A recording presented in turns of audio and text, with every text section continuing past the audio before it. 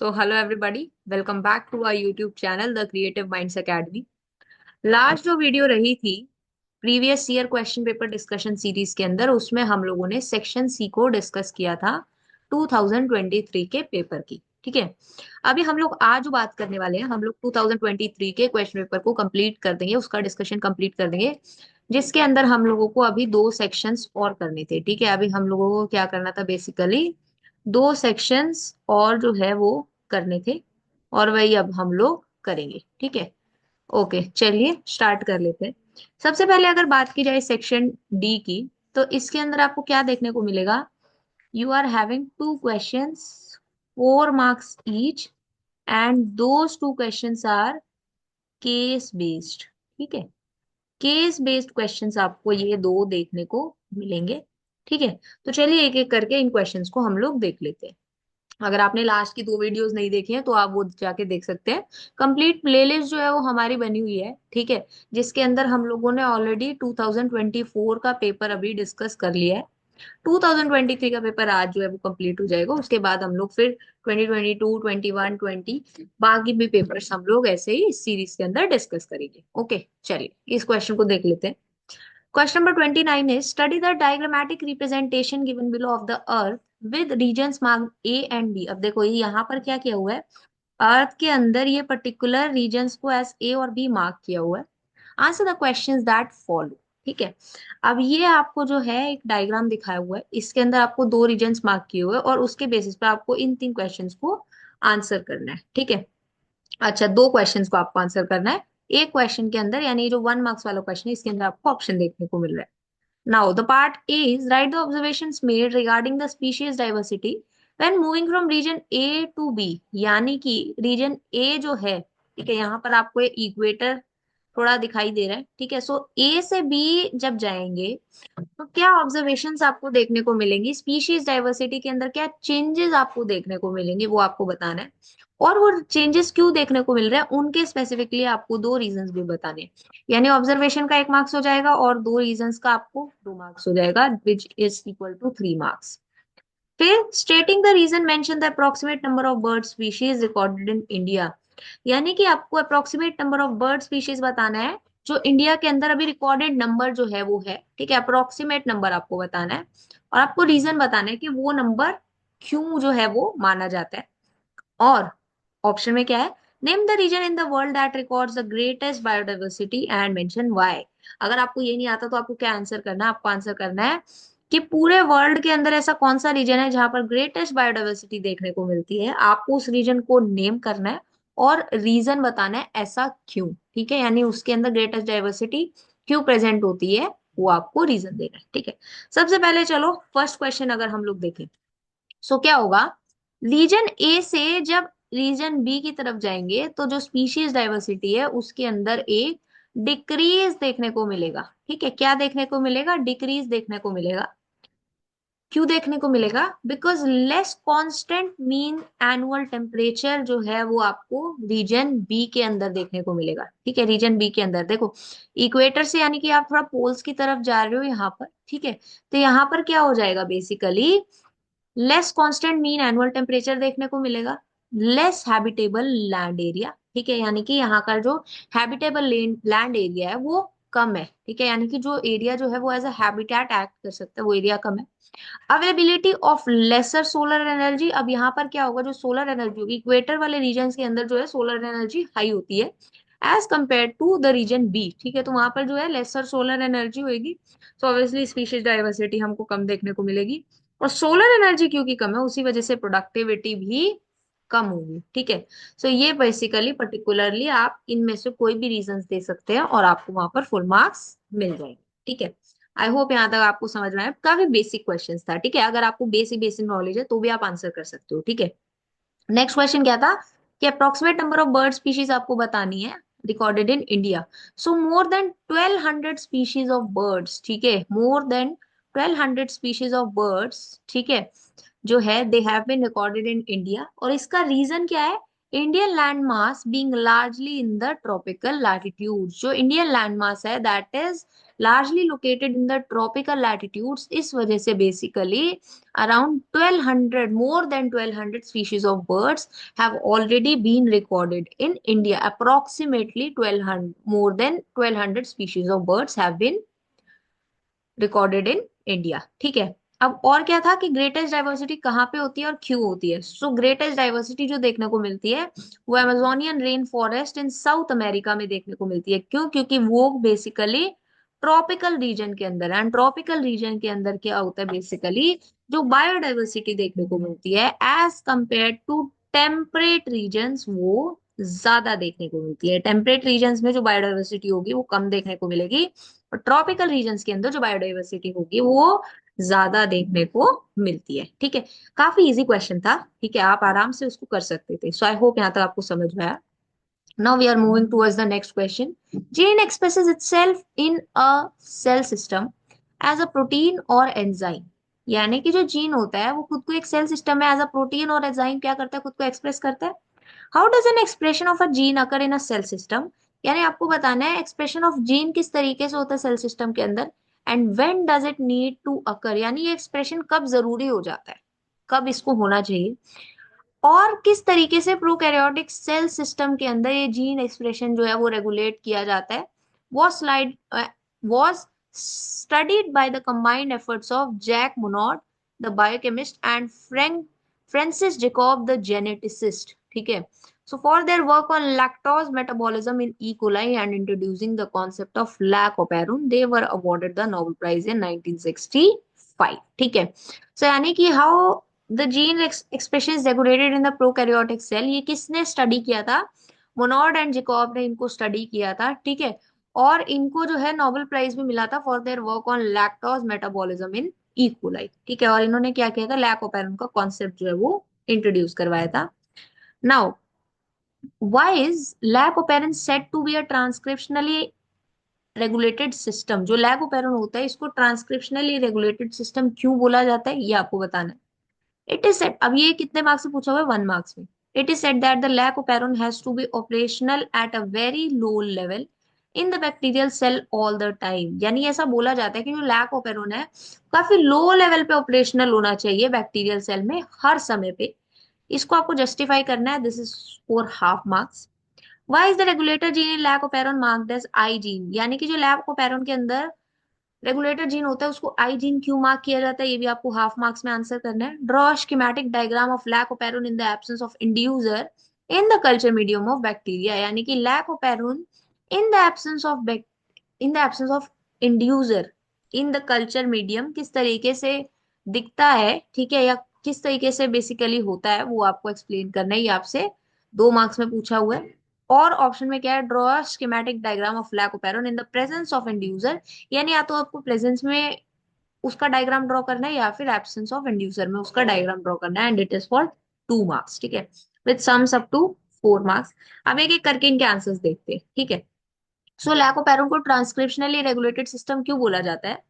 So basically होता क्या है, इन the presence of lactose repressor protein does not repressor protein does not bind to the operator region and allow RNA polymerase to transcribe the operon, यानी होता क्या है, अगर lactose present नहीं है तो जो रिप्रेसर प्रोटीन होता है वो ऑपरेटर रीजन से बाइंड नहीं करता। ठीक है, सो उस केस में क्या होता है, आरएनए पॉलीमरेज क्या कर पाता है, ऑपेरॉन को ट्रांसक्राइब कर पाता है, इसीलिए इसको ट्रांसक्रिप्शनली रेगुलेटेड सिस्टम बोला जाता है। या फिर इसका और क्या जो रीजन हो सकता है, इसको किस तरीके से आप और लिख सकते हैं, in the absence of lactose repressor protein bind to the operator region and prevent RNA polymerase from transcribing the protein, यानी कि अगर लैक्टोज की एब्सेंस है तो उस केस में क्या होगा, रिप्लेसर प्रोटीन क्या करेगा, ऑपरेटर रीजन के साथ में बाइंड करेगा और वहां पर आरएनए पॉलीमरेज को ऑपरेंट की ट्रांसक्रिप्शन जो है उसको करने से रोकेगा। ठीक है, आप दोनों में से आप किसी भी तरीके से इसको लिख देंगे,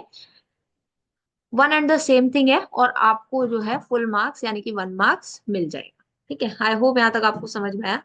अब नेक्स्ट क्या था, it is said that the lac operation has to be operation at very low level, तो इसको आपको जस्टिफाई करना है।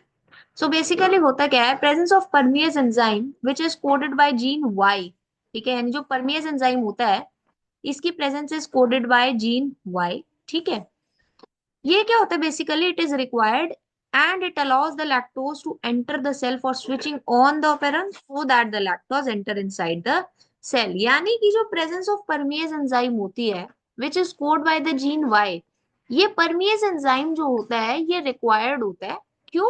क्योंकि ये क्या करता है बेसिकली, लैक्टोज को सेल के अंदर एंटर करने में हेल्प करता है ताकि जो अपेरोन है वो स्विच ऑन हो सके, या फिर जो लैक्टोज है बेसिकली वो सेल के अंदर एंटर हो सके। ठीक है, सो इसीलिए क्या होता है, हर समय पे लैक अपेरोन को ऑपरेशनल होना जरूरी होता है at very low level. Okay, I hope यहां तक आपको समझ में आया। It is just for half marks. ठीक है, अब इसमें आपको थोड़ा सोचना पड़ सकता है। ठीक है, why is the regulator gene in the lac operon marked as I gene? तो क्यों मार्क किया जाता है? I stands for inhibitor. ठीक है, और ये क्या करता है, this gene transcribes the repressor protein. ये जीन क्या करता है, जीन आई क्या करता है, this transcribes the repressor protein, यानी कि ये रिप्रेसर प्रोटीन का ट्रांसक्रिप्शन करवाएगा। ठीक है, which binds to the operator site. ठीक है, जो क्या करता है बेसिकली ऑपरेटर साइट के साथ में, ऑपरेटर साइट के साथ में बाइंड करता है और ऑपरेंड को स्विच ऑफ करते हैं। सो इसीलिए बेसिकली क्या होता है, जो रेगुलेटर जीन होता है उसको जो है आई जीन की तरह मार्क किया जाता है। ठीक है,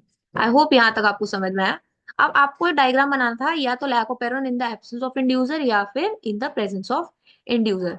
सो अगर आप एब्सेंस ऑफ इंड्यूसर के अंदर बनाएंगे so you will be making this diagram. ठीक है, जहां पर आप क्या दिखाएंगे बेसिकली, आप रिप्रेसर एमआरएनए दिखाएंगे, रिप्रेसर। ठीक है, और ये basically it binds to the operator gene, और ये क्या करेगा, आरएनए पॉलीमरेज को प्रिवेंट करेगा ऑपेरॉन को ट्रांसक्राइब करने से। ठीक है, ये हम लोग ऑलरेडी ऊपर भी पढ़ चुके हैं।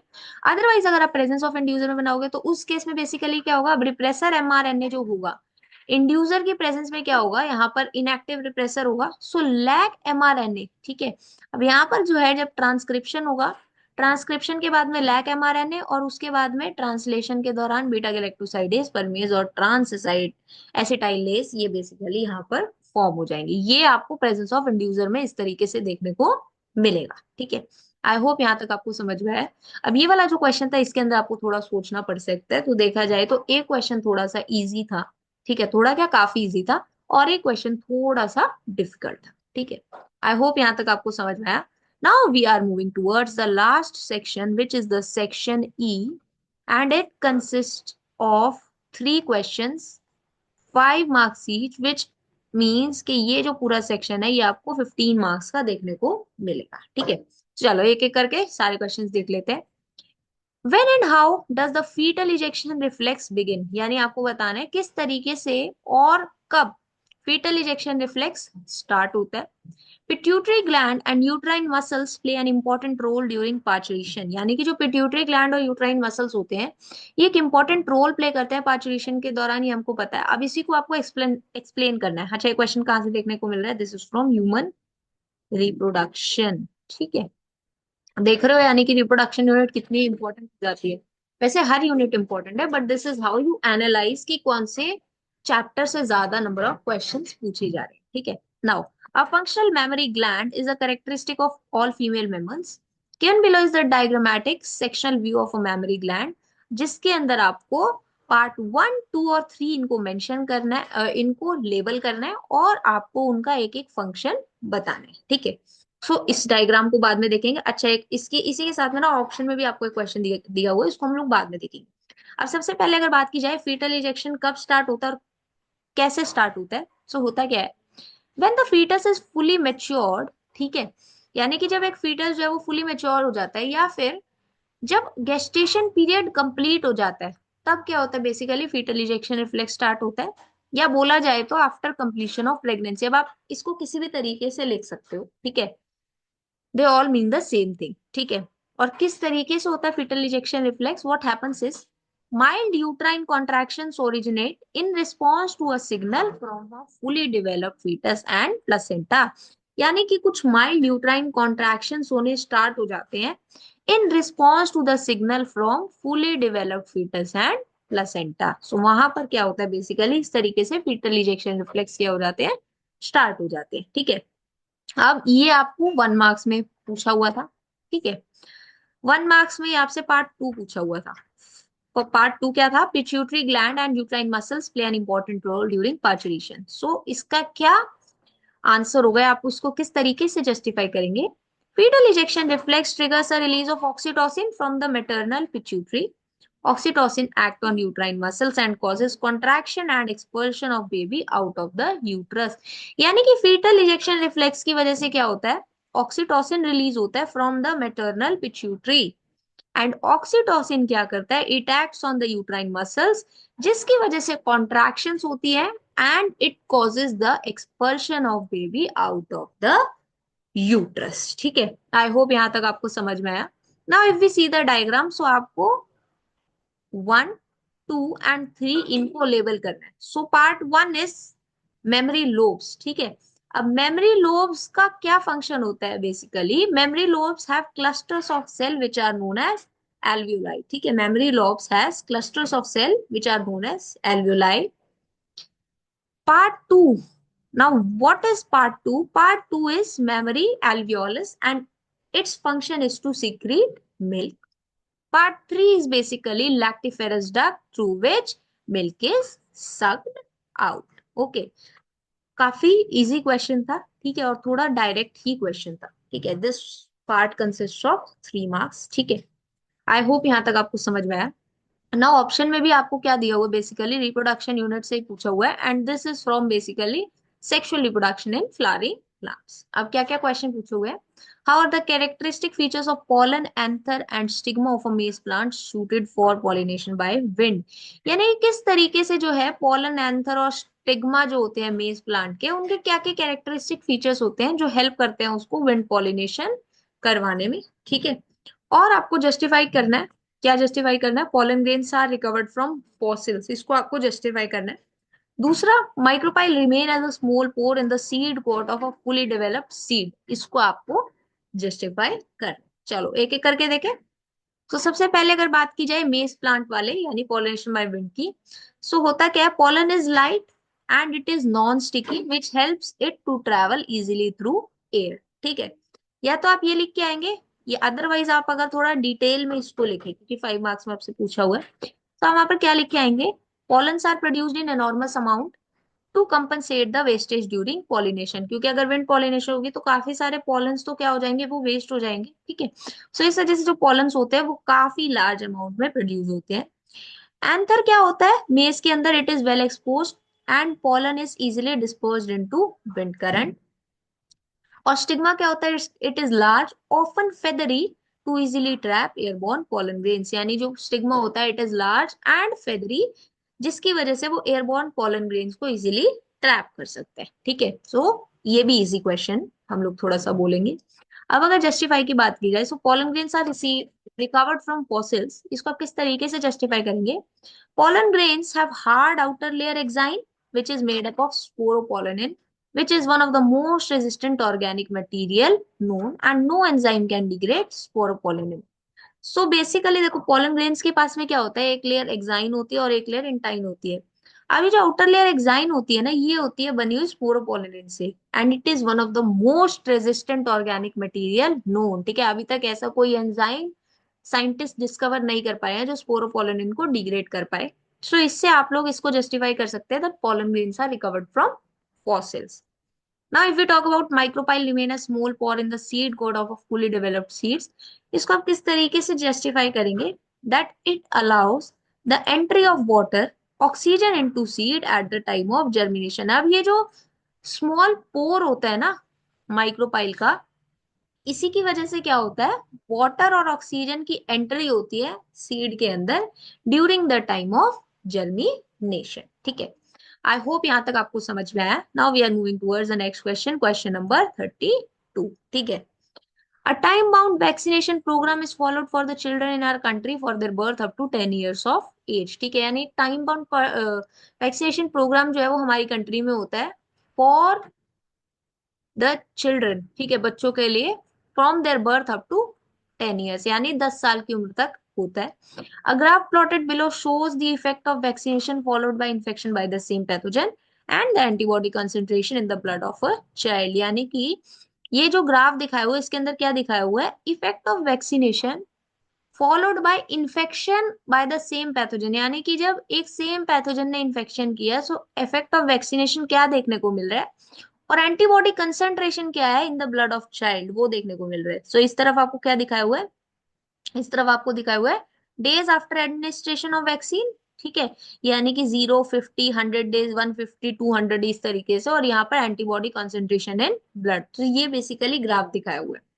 अब आपको इसके बेसिस पे कुछ आंसर्स देने हैं। सबसे पहले explain why the administration of a vaccine causes an increase in antibody concentration, यानी आपको बताना है कि जब वैक्सीन जो है बॉडी के अंदर दी गई एक बच्चे को, तो उसकी वजह से एंटीबॉडी कॉन्सेंट्रेशन में इंक्रीज क्यों आता है, ये आपको बताना है। If the child is infected with the same pathogen almost 4 months later, यानी कि अगर एक बच्चा जो है वो सेम पैथोजन से, जिसको उसको 4 महीने पहले जिसकी वजह से उसको प्रॉब्लम हुई थी, वही सेम पैथोजन उसको इन्फेक्ट कर देते 4 महीने के बाद में, सो एंटीबॉडी कॉन्सेंट्रेशन काफी फास्टली इंक्रीज हो जाती है। आपको इसको एक्सप्लेन करना है ऐसा क्यों होता है, ठीक है। अब ये टेबल दिया हुआ है, अ table given below gives information different types of immunity, यानी कि आपको ये डिफरेंट टाइप ऑफ इम्यूनिटीज देखने को मिल रही है। आपको क्या करना है, and how they are attain, यानी कि किस तरीके से अटेन की गई। Identify P Q R S and T, यानी कि पी क्यू आर एस और टी को आपको आइडेंटिफाई करना है, ठीक है, यानी ये टेबल आपको फिल करना है। अब ये दी हुई है टाइप ऑफ इम्यूनिटी, नेचुरल और active, production of antibodies, presence of memory cell, और मोड अटेन, ठीक है। सो ये आपको बेसिकली बताना है, एक एक करके हम लोग एक एक क्वेश्चन को देखते चलते हैं। सबसे पहले क्या था कि जब वैक्सीन दिया गया, ठीक है, उसके बाद में एंटीबॉडी कॉन्सेंट्रेशन क्यों इंक्रीज हुआ, तो ऐसा क्यों होता है, because the vaccine contains the antigen, vaccine के अंदर क्या होता है, it contains the antigen which stimulates or activates immune cell to produce antibodies by B lymphocytes, यानी कि जैसे ही क्या हुआ, जस्ट अ मिनट, जैसे ही क्या हुआ, एक वैक्सीन दिया गया, तो वैक्सीन के अंदर क्या था, एंटीजेंस। अब एंटीजेंस की वजह से क्या होगा, इट स्टिमुलेट्स और एक्टिव्स इम्यून सेल्स, यानी कि वो क्या करेगा, इम्यून सेल्स को एक्टिवेट करेगा, ताकि वो क्या कर सके, एंटीबॉडीज प्रोड्यूस कर सके बाय बी लिम्फोसाइट्स, ठीक है। और इसी की वजह से क्या होगा, वहां पर प्राइमरी रिस्पॉन्स जनरेट हो जाता है, या फिर ह्यूमोरल इम्यून रिस्पॉन्स जनरेट हो जाता है, जिसकी वजह से इंक्रीज इन एंटीबॉडी कॉन्सेंट्रेशन देखने को मिलता है, ठीक है। आई होप यहाँ तक आपको समझ में आया। अब नेक्स्ट क्या था कि 4 महीने बाद में अगर सेम पैथोजन एक बच्चे को इन्फेक्ट कर रहा है, सो जो एंटीबॉडी कंसेंट्रेशन है वो काफी फास्टली इंक्रीज होता है। वैसा क्यों होता है, बिकॉज मेमोरी सेल्स क्या करते हैं, दे जनरेट एमनेस्टिक रिस्पॉन्स या फिर सेकेंडरी रिस्पॉन्स, ठीक है। जब पहले उसको इन्फेक्शन हुआ, तो जो एंटीबॉडीज जो है या फिर जो बॉडी ने रिस्पॉन्स प्रोड्यूस किया, that was primary response. But क्योंकि अब क्या हुआ, बॉडी को पता है कि की वजह से जो है, इस पैथोजन की वजह से इन्फेक्शन हो सकता है, और वहां पर जो है मेमोरी सेल्स ऑलरेडी प्रेजेंट होंगे, सो मेमोरी सेल्स वहां पर जनरेट करेंगे, एंड वहां पर एमनेस्टिक रिस्पॉन्स को वो जनरेट करेंगे या फिर सेकेंडरी रिस्पॉन्स को जनरेट करेंगे, जिसकी वजह से जो एंटीबॉडी कॉन्सेंट्रेशन होती है वो काफी फास्टली क्या करती है, इंक्रीज करती है, ठीक है। अब हम लोग अगर इस टेबल की बात के करें, ठीक है, सो आपको बताना है टाइप ऑफ इम्यूनिटी, नेचुरल और एक्टिव। अब इसके अंदर क्या होता है, एंटीबॉडी प्रोडक्शन होता है, बिल्कुल होता है। प्रेजेंस ऑफ मेमोरी सेल आपको बताना है होता है या नहीं होता। मोड अटेन्ड क्या होता है, जो प्रेजेंस ऑफ मेमोरी सेल जो होती है वो इसके अंदर प्रेजेंट होती है। एक्टिव इम्यूनिटी या नेचुरल इम्यूनिटी में प्रेजेंस ऑफ मेमोरी सेल होता है, ठीक है। अच्छा, इसको हम लोग एक काम करते हैं, ब्लू से लिखते हैं, just a minute. Okay, so presence of memory cell, yes, and mode attained क्या होगा, कैचिंग एंड इन्फेक्शन और गेटिंग इन्फेक्टेड, यानी इस तरीके से क्या होता है, basically naturally active immunity attain की जाती है। Now if we talk about natural passive immunity, so passive immunity के अंदर प्रोडक्शन ऑफ एंटीबॉडीज नहीं होता, and presence of memory cell भी इस वजह से नहीं होता, ठीक है। प्रेजेंस ऑफ मेमोरी सेल भी इस वजह से नहीं होता, और ये किस तरीके से अटेन की जाती है, it is attend across the placenta during pregnancy और ब्रेस्ट फीडिंग, ठीक है। यानी कि ये across the placenta during pregnancy या फिर ब्रेस्ट फीडिंग के दौरान क्या की जाती है, बेसिकली अटेन की जाती है। कौन सी इम्यूनिटी, नेचुरल पैसिव इम्यूनिटी, ठीक है। Now we talk about acquired active immunity, ठीक है, यानी कि एक्वायर्ड एक्टिव इम्यूनिटी के अंदर क्या होता है, प्रोडक्शन ऑफ एंटीबॉडीज इस केस के अंदर भी देखने को मिलती है, ठीक है। एक्टिव इम्यूनिटी के अंदर आपको प्रोडक्शन ऑफ एंटीबॉडीज देखने को मिलेंगी, एंड यहाँ पर क्या होता है, क्योंकि एंटीबॉडी प्रोडक्शन है, सो प्रेजेंस ऑफ मेमोरी सेल्स भी होंगे। और मोड अटेन क्या होता है, getting a vaccine during breast feeding, breast feeding के दौरान वैक्सीन जब ली जाती है सो उसके वजह से क्या होता है, वहां पर एक्टिव एक्वायर्ड इम्यूनिटी होती है। एक्वायर्ड पैसिव इम्यूनिटी के अंदर क्या होता है, प्रोडक्शन ऑफ एंटीबॉडीज देखने को नहीं मिलती। ठीक है, प्रोडक्शन ऑफ एंटीबॉडीज जो है वो देखने को नहीं मिलती, और इसी वजह से प्रेजेंस ऑफ मेमोरी सेल्स भी नहीं होते। और ये किस तरीके से अटेन की जाती है, by getting injections of antibodies. ठीक है, थोड़ा ये जो क्वेश्चन था ये थोड़ा सा कॉम्प्लेक्स क्वेश्चन था, थोड़ा सा सोचने वाला क्वेश्चन था। ठीक है, सो आई होप यहां तक आपको समझ में आया। नेक्स्ट अब क्या दिया हुआ है, नेक्स्ट इज इसी का पार्ट बी, है ना, क्वेश्चन नंबर 32 का पार्ट बी, ऑप्शन में आपको क्वेश्चन दिया हुआ है।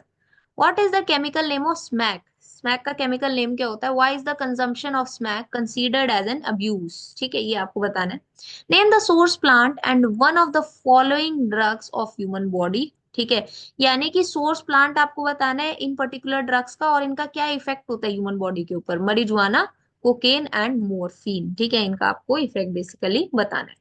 सबसे पहले अगर बात की जाए, केमिकल नेम ऑफ स्मैक क्या होता है, इट इज डाइएसिटाइल मॉर्फिन। ठीक है, और कंजम्पशन ऑफ स्मैक को एज एन अब्यूज क्यों माना जाता है, because it is highly addictive and being a depressant it slows down body function, क्योंकि ये डिप्रेसेंट होती है तो ये क्या करती है, it slows down body functions. Now name the source plant, अब आपको इनके सोर्स प्लांट बताना है और इफेक्ट बताना है। marijuana जो होता है इसका सोर्स प्लांट होता है कैनबिस सटाइवा, और ये क्या करता है, it effects the cardiovascular system of the body. Cocaine जो होता है इसका सोर्स प्लांट जो होता है दैट इज एरिथ्रोजाइलम कोका और कोका प्लांट, ये क्या करता है, it interferes with the transport of neurotransmitter dopamine and produces sense of euphoria और इंक्रीज्ड एनर्जी। ठीक है, मॉर्फिन जो होता है इसका सोर्स प्लांट होता है पेपावर सोमनीफेरम, एंड इसका फंक्शन क्या होता है, इट एक्ट्स एज डिप्रेसेंट और slows down body functions and reduces pain. ठीक है, और ये क्या होता है, it acts as a sedative. ठीक है, आई होप यहां तक आपको समझ में आया है, ये थोड़ा सा इजी क्वेश्चन था। ठीक है, now we are moving towards the last question of this particular paper and also this particular section. Messelson and Stahl carried out an experiment to prove the nature of DNA replication. ठीक है, सो Meselson style ने क्या किया था, DNA replication के nature को prove करने के लिए एक्सपेरिमेंट कैरी आउट किया था। आपको वो एक्सपेरिमेंट याद करना है और ये पर्टिकुलर क्वेश्चंस के आंसर करने हैं। Which two type of nitrogen were used by them in their experiment and why? So कौन कौन से टाइप ऑफ नाइट्रोजन यूज किए गए थे, N14 and N15, normal nitrogen यानी N14 और हेवी नाइट्रोजन N15 यूज किए गए थे। क्यों यूज किए गए थे, to produce two types of DNA, यानी कि लाइट और हैवी डीएनए प्रोड्यूस करने के लिए उन्होंने दो डिफरेंट टाइप ऑफ नाइट्रोजन लिए थे। ठीक है, अब क्या होगा, जो नॉर्मल नाइट्रोजन होगा वो क्या करेगा, लाइट डीएनए प्रोड्यूस करेगा, और हैवी नाइट्रोजन जो होगा वो हैवी डीएनए प्रोड्यूस करेगा। Why did they take samples of E. coli at definite time intervals for their observation? यानी कि उन्होंने E. coli के samples at definite time interval क्यों लिए थे, वो आपको बताना है। सो क्या होता है, E. coli का जो जनरेशन टाइम होता है वो कितना होता है, 20 मिनट्स होता है, ये आपको याद रखना है। E. coli has a generation time of 20 minutes. So the samples taken at interval of 20 minutes to understand the mode of replication when E. coli with N15 was cultured in medium, N14 normal nitrogen, यानी कि जो E coli का replication या generation time जो है वो क्या होता है, 20 मिनट्स। सो इसी वजह से जो सैंपल्स लिए गए थे वो लिए गए थे 20 मिनट्स के अंदर। ठीक है, 20 मिनट्स के, ताकि बेसिकली क्या हो सके, मोड ऑफ रेप्लिकेशन को जो है हम लोग स्टडी कर सके।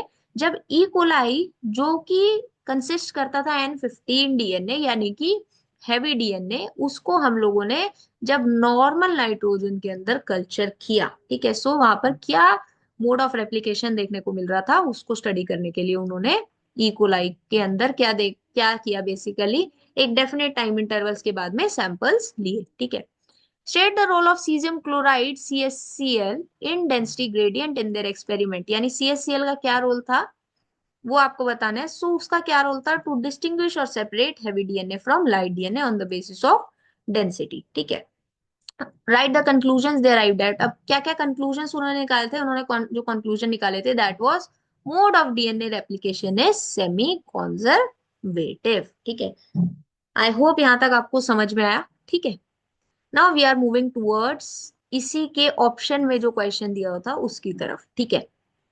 A true breeding tall pea plant with round seeds, okay, is crossed with a recessive pea dwarf pea plant having wrinkled seeds. यानी कि एक true breeding tall pea plant जिसके राउंड सीड्स थे, उसको एक रिसेसिव ड्वार्फ पी प्लांट जिसके wrinkled seeds थे उसके साथ में क्या कराया गया, क्रॉस कराया गया।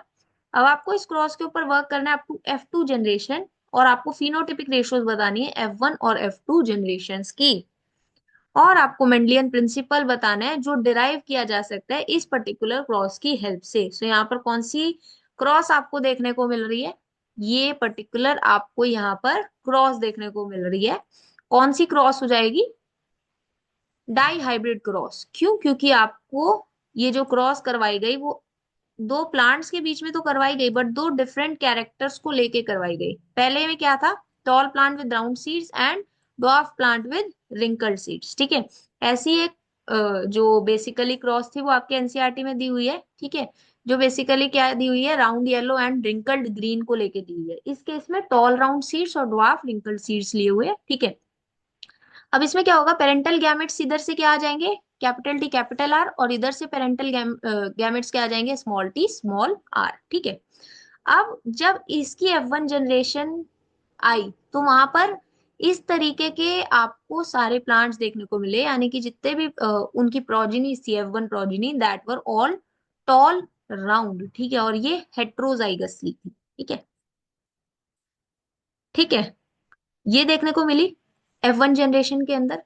उसके बाद में जब आपने सेल्फिंग करवाई, सेल्फिंग जब इनकी हुई, तो आपको वही सेम रेशियो 9:3:3:1 की देखने को मिली, जैसी आपको राउंड येलो और रिंकल ग्रीन के केस में देखने को मिली, ठीक है। इस तरीके से आप यहाँ पर एक पूरा इस पुनेट स्क्वायर को परफॉर्म कर सकते हो खुद से, ठीक है। ये आपको देखने को मिली।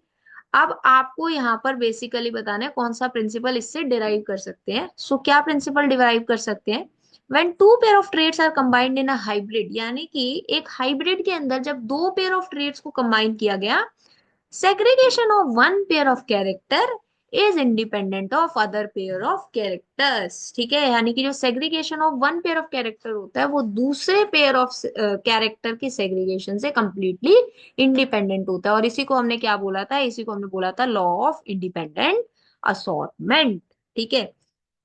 इजी क्वेश्चन था और काफी कम टाइम ये क्वेश्चन आपको लेता, ठीक है, अगर इस क्वेश्चन के कंपैरिजन में देखा, वैसे तो दोनों इजी थे, ठीक है। आई होप यहाँ तक आपको समझ में आया। This was all about the 2023 paper. इसी के साथ में हम लोगों ने पूरा 2023 का पेपर भी डिस्कस कर लिया। आई होप यहाँ तक आपको समझ में आया हो। ये जो पीडीएफ रहेगा आप हमारे Telegram channel the creative minds academy के नाम से जो है वहां पे जाके आप डाउनलोड कर सकते हैं। अगर आपको ये वीडियो अच्छी लगी हो then please like the video. हम अभी आप लोगों के एग्जाम्स क्योंकि अप्रोच कर रहे हैं, सो मैं ऐसी बहुत सारी यूजफुल वीडियोस जो है आपके लिए लेके आ रही हूँ, ठीक है। अभी हम लोग स्ट्रैटेजी वीडियो की भी बात करें और किस तरीके से आपको अपना पेपर अटेम्प्ट करना चाहिए टू स्कोर मैक्सिमम मार्क्स, उसके ऊपर भी एक वीडियो हम लोग लेके आएंगे। अगर आपको ये वीडियो अच्छी लगी है then please like the video, share it with your friends, and अगर आपने अभी तक हमारे यूट्यूब चैनल को नहीं सब्सक्राइब किया हुआ है then please do support us by subscribing to our channel. We will meet you with a next interesting video. Till then, keep learning.